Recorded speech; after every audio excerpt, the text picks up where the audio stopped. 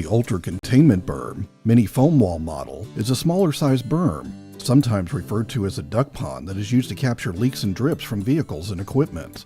The foldable containment poles are compact and easy to store, but deploy in a moment's notice to respond to a spill. The berms fold down and can be secured using the attached strap, providing simple and convenient transport and storage. The foam 6-inch high sidewalls provide support, but can be driven over or stepped on for easier equipment or vehicle placement.